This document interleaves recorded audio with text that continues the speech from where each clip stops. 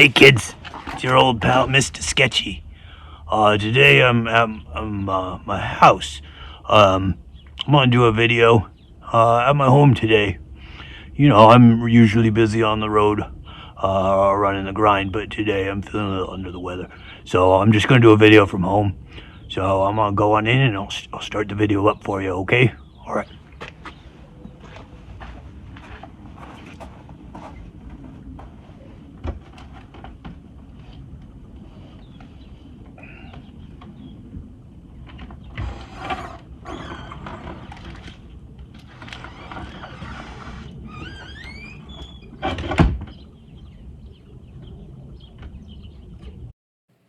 Alright, today we're going to be drawing Loomis Heads.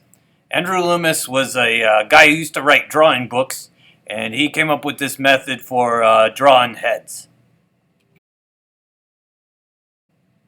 This method centers around this idea that the top of your head is basically like a sphere with two flat sides. So it's kind of shaped like this. And then your face part is kind of shaped like this and comes down this way. So we really want to work with these two main pieces of the head to put the head together.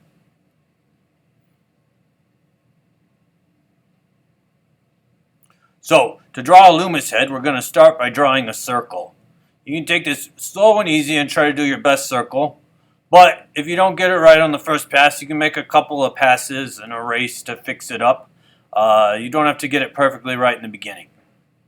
Inside of this circle, you're going to draw another small little circle, but we want to figure out how big we're going to make it. So I'm going to figure out where the center point on this circle is. So that's about half of the circle's height. We'll make a mark there. And then I want to make the smaller circle take up about 2/3 of that distance. So I'm going to make a mark about 2/3 to the top of the circle and 2/3 to the bottom. And then I'm going to draw a foreshortened circle, which means it's going to be turned to the side, so it's going to be kind of squished and look more like an oval that represents the side of the head here.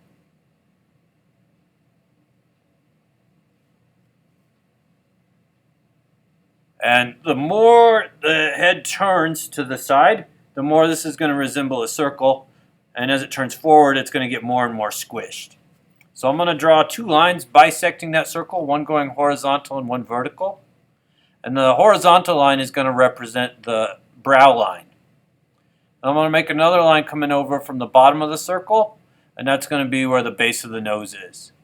I'm going to add another line that's an equal distance away, and that's going to be the chin. So we got a line now for the chin, the bottom of the nose, and the brow ridge.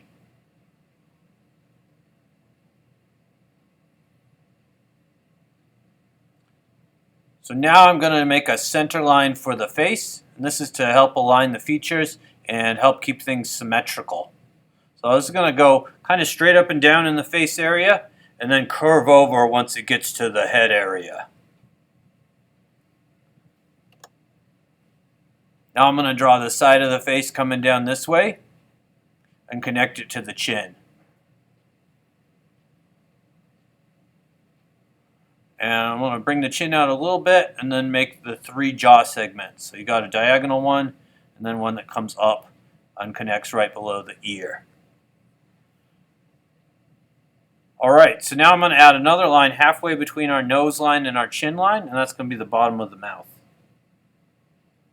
So at the brow line here, we're going to create kind of an eyebrow.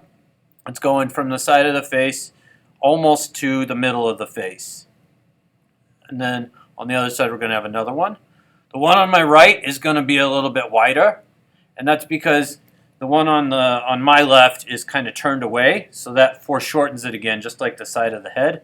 The one that's on the right is less foreshortened because it's towards the middle of the face. And now we're going to add kind of a nose shape. We're going to keep this head real simple and generic. We're just going to do kind of a basic nose shape here. So I'm marking the two sides of the nose. And again, the side on the left, on my left, should be a little bit smaller than what's on the right because it's going to be a little foreshortened. And then this is kind of the plane underneath the nose. So I'm doing a sort of a trapezoid shape. And now I'm going to connect the nose. This is going to be the ridge of the nose going up to the eyebrow there. And then we'll have the ridge on the other side. And then we'll have where the side connects to the face. We've got kind of a keystone shape between the eyebrows that connects to the nose. I'm going to draw in some eyes. Remember, we want these eyes to be approximately 1/5 of the distance across the face. Now this eye on the left is going to be a little bit smaller because it's foreshortened. It's getting squished down as the head kind of rotates away from us. And this one on my right is going to be a little bit bigger. A little bit wider there, see?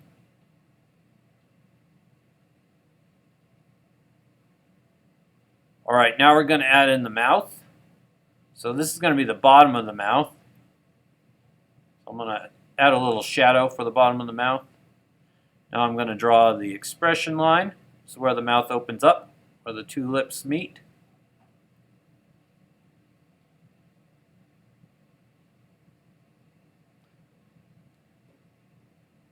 Now I'm going to add the upper lip, the top of the upper lip.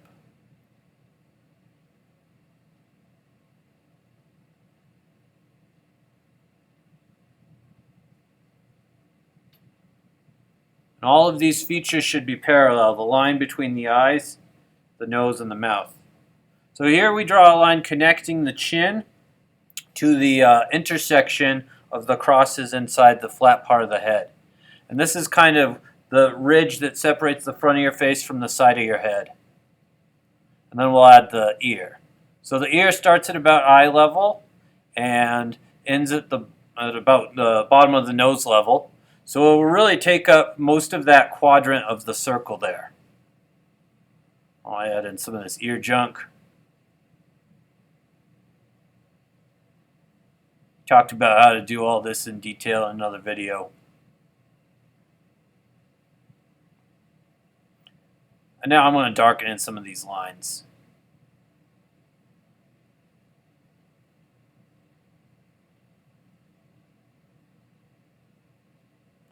Now I'm going to attach a neck. I'm going to make the neck flow right out from under the ear there. I'm going to kind of make the curve of the head kind of S-curve back out into the neck. Same idea on the left-hand side. Even though it's covered by the face, I can think about that circle and how I would connect that together to smoothly flow into the neck. So along this edge here, where the side of the face meets the or the side of the head meets the face. This is where the cheekbones are going to be too. So if you have defined cheekbones, you can kind of define those there. You want to try to make them match the left side of the face and the cheekbone on the right hand side. You want to kind of have similar shapes there. Now I'm just drawing in the little crease above the eyelid. And that'll more or less do it. We're going to keep the head pretty generic. I'm going to erase some of these construction lines so you can see my final drawing a little bit better. I'm going to darken in the jawline here.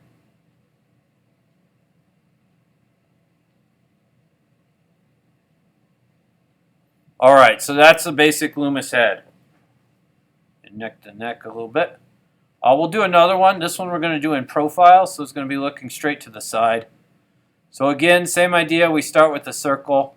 You'll remember maybe from earlier that a sphere always looks like a circle no matter what angle you're drawing it from. Now I'm going to draw in the smaller circle. It represents the side of the head. Since this head is looking sideways, this will be an actual circle this time. So I want to try to make it even with the first circle I drew. I don't do a great job, but I don't do it too bad. So it's going to kind of look like a big dinner plate. That's making me hungry. I'm starting to think about food now. Alright, I also want to bisect this circle with a vertical line and a horizontal line. The horizontal line here is going to indicate the angle of the eyes. So when you're drawing them looking down, that's going to be a slanted line. But when they're looking straight ahead, it's just horizontal. Now I'm going to add in the front of the face, and I drew in the nose level there. Now I'm going to measure eye level to nose level And I'm going to go that far down again to make the chin level. I said eye level, but I should have said brow level. It's like the eyebrow level. The eyes are a little below. So now I'm adding in that jawline. Now I'm going to add a nose. I'm going to make it a little bit upturned. Then we'll make that come back in. Some people at the top of their nose will have a fairly significant divot where it goes in and then comes back out for the forehead. Some people have less of that. It just depends on your subject how much of that you're going to add. You can do what you want today. This is going to be about the mouth level. So now I'm going to draw the lower lip coming out like this, and then the upper lip up above. And that'll flow into the nose. I'll add a little bit of a chin.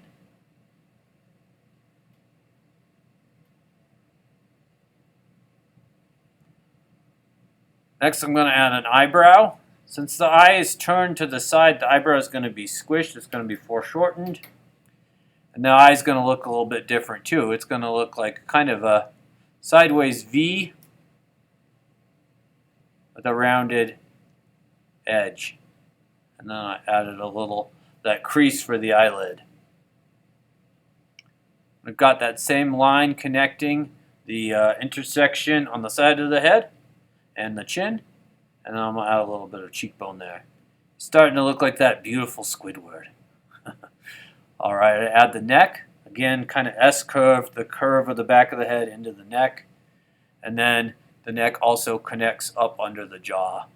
This neck's a little skinny maybe, but that's okay. We'll draw a skinny neck guy. I'm going to add the ear. So the ear's going to start at eye level and connect at the bottom around nose level. And I'll draw some of the ear cartilage in there.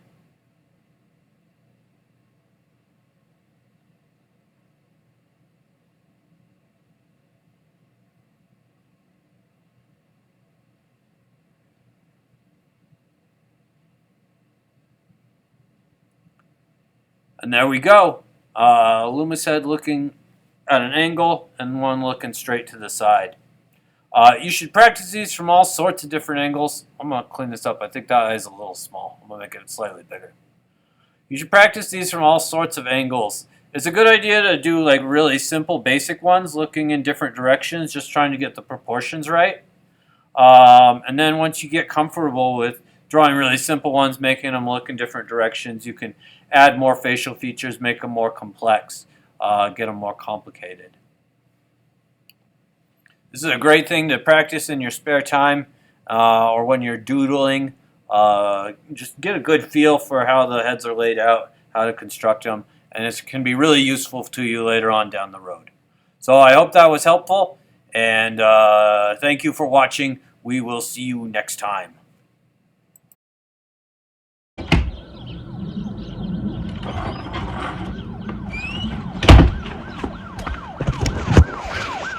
Alright kids, my alarm's going off, which means that it's time for me to go for my daily jog. Gotta